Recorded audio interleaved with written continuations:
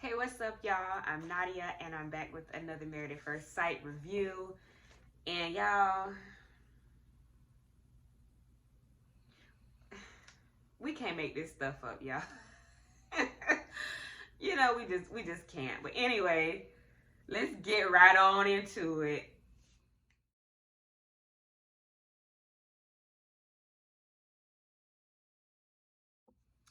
All right, so let's go ahead and we're gonna talk about Paige and Chris.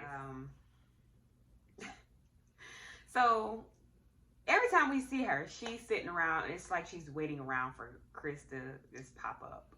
And he clearly does not live with her. Like, all the other couples have moved in together and they don't live together. He knocking on the door every time it's time for them to get together to film. It's like, okay, I'm at my call time. Let me go ahead and I'm gonna knock on the door and see what this girl doing. That's that's what it is. That's what it looked like. They don't live together. They don't live together. So it is what it is. At this point, I wouldn't expect either one of them to, because he's showing her exactly where he want to be, what he want to do. And he know that he got a little lackey. He got a little lackey dog. Like, he got somebody who's not going to really challenge him. Someone who's not going to ask too many questions. Someone who's just kind of going to go with the flow in Jesus' name. You know, that's what he got. And he knows it. He's well aware of it. Yeah. Anyway, he basically told Dr. Viv when she came or whatever to talk to them, that he paused his thoughts on divorce. And I'm like, boy,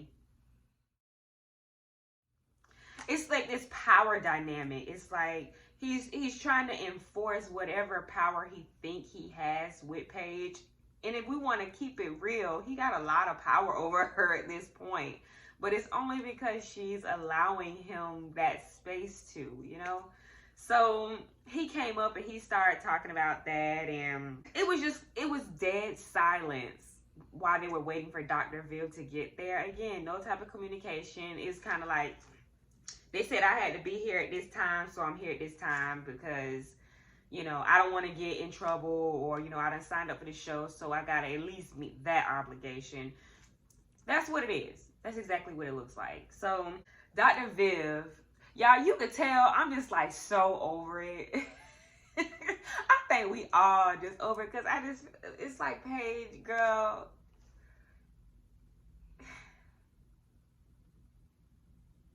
That's all I got. Like, what is going on in your psyche? Like, in what world is pulling teeth and begging for a man's time? Girl, you at the point where you begging for a phone call. You begging for a FaceTime. Like, the bar is in hell right now for you. And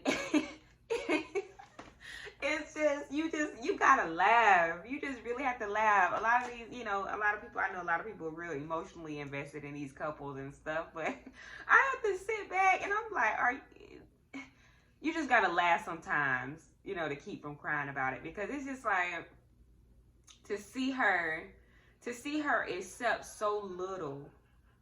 I mean, the basics, and he telling you, this is all I got. This is all I want to give you. I ain't giving no more, no less. You either take it or you leave it. And she right there like, okay, well, at least can I get a Bible study off of it? Girl, what we doing? What we doing? So, I don't feel bad though, because remember, y'all, she said she was true to it. She told us, she said, look, I ain't new to this, I'm true to this. So guess what? He putting that shit to the test for you.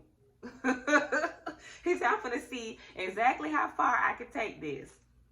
Because he know he got a dummy. He got somebody that's gonna sit there and not gonna question it and go right along with it. That's what he got. So there's that. And it was funny because they were sitting down and she had her paper and pen out trying to write down, you know, things they could do together and how he can fit time into his busy schedule for her. She got her. I'm like, girl, what is you writing down? It ain't nothing to write down right now. He need to see the back of the crack of the back of your behind. In the back of your twist. That's what he need to see. Okay. So later on, you know, the Bible study come, he rolling in with some chicken and all of this. And, you know, to be honest, I kind of tuned out. Of that part because I'm just like, y'all, it ain't cute. This is not cute. And again, it was like he threw it all on her again. It's like, oh well, it was like, oh well, you wanted a Bible study, you want to spend some time with me, so I'm here, so you do all the work. What scriptures you got for me? Like, again, little to nothing. And she okay with it. And then when he bust her heart, well, I can't even say bust her heart, but and then he brought up the news like, oh, I got to talk to you again. Another bombshell, like another one. So about he bought Mercedes, his ex, a brand new Benz. At what point, Paige, is your ex? At what point is too much? I keep asking this every video. Like, at what point do you think, okay, this is not something? It's like she keeps saying, oh, well, God wanted me. I don't remember God saying nothing about you taking any and everything off of anybody just for the sake of being, you know, somebody's wife.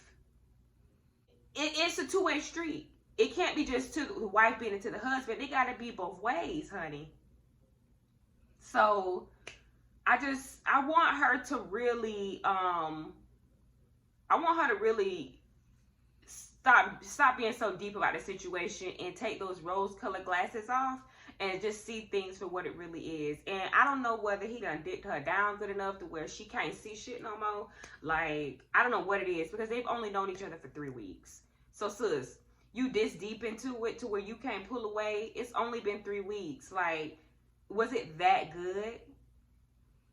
So she tried to look all hurt about the Benz or whatever, and I'm like, no, remember,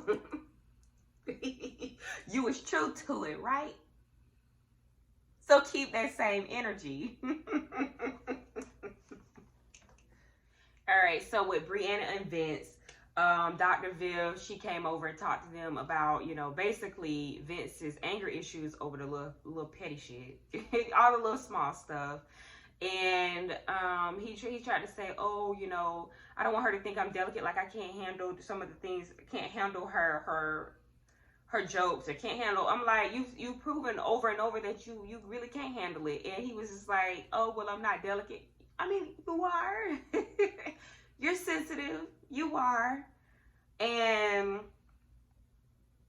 you know, it ain't much with them, y'all. It ain't much with them. Basically, like, you know, he owned up. He was like, you know what? I apologize. I take accountability. I shouldn't have did that. I knew you went out your way trying to play in this salsa dance or whatever, and I ruined the whole moment. And look, baby, I'm sorry. And I respected him for that, being able to say I'm sorry, because that's an issue for a lot of people, being able to come back and being able to come back and say that they're sorry.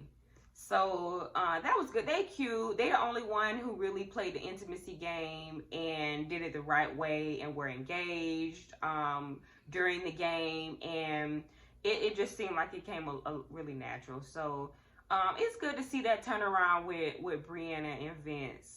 It's good, because I was worried. It was a lot of red flags, you know, because he was flying off the handle a little too much for me over the little small things. So he apologized.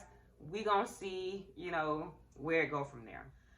Virginia and Erik, I mean, they kind of still going over the same stuff. She just insists on having all these guy friends and texting and you know, being friends with exes on Facebook and liking their pictures and stuff. And I get it. Like, you know, if it's nothing there, you know, it shouldn't be an issue, but you're walking into a new relationship. Erik don't know shit about your past. All he know is a pattern, like somebody who been cheated on countless times for the same reason. They know what it looked like. They know exactly what it looks like before they head down that wrong road, because they've seen it before, they've gone through it. So he is insecure, but I really feel like she should compromise a little bit and, you know, kind of just ease him a little bit, calm him, you know, just ease his insecurities just a tad bit, because that is something that she can control. You know, I know you want to be, you know, fly and free like a butterfly, but when you have someone else's feelings to consider, you can't just be all willy-nilly like you used to. You know, if I'm in a relationship and I tell you, hey, X, Y, and Z make me uncomfortable and I don't like it when you do it, then you continue to do it.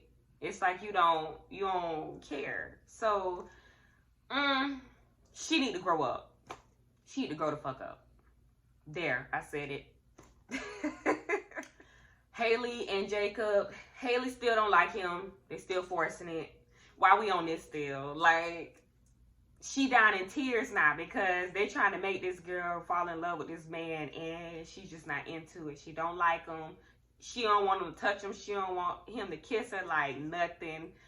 She probably get goosebumps on her. She probably... Every time it's like the hair stand up on her arms every time he even look at her. Like, that's the look she gives. And he know it.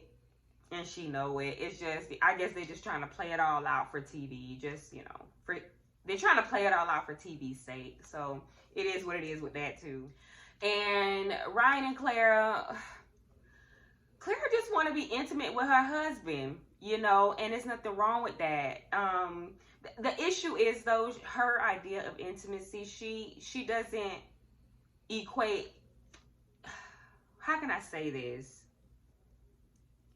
Well, she says she doesn't hold a lot of value to sex, and maybe that's something that Ryan picked up on. And he's just totally, you know, wired just totally different, and that's okay, but, you know, he's waiting for this aha moment. He's waiting for this aha moment, and it's like, okay, what extra level, what extra step are you waiting for? You're married now. Like, there's nothing, what's after married? Like, okay, you go from meeting somebody, you go to dating somebody, and then you go to, after dating, you go boyfriend and girlfriend, and then boyfriend and girlfriend, you go to engaged, and engaged, you go to marriage. What's after marriage? Like, you just have to grow in that. And he think it's supposed to look a certain way, and it's like, no, it could look like whatever you want it to look like. That's the beauty of it. It's your marriage, it's your relationship. So yes, that. And you know, it was brought up that he might be a virgin, and that's not too far off for me, because he really is moving and acting like he's never really had physical, like, he ain't penetrated shit. He ain't did none of that. So, that's what it's really feeling like, and that's okay too. But he need to be honest with Clara if that's the case, so that she doesn't feel like her husband don't want her.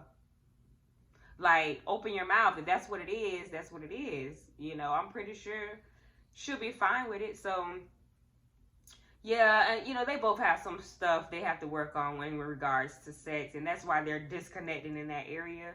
So, I wish them the best. I think they're going to work it out. He'll get there, and then we'll see what happens with that. So, yeah.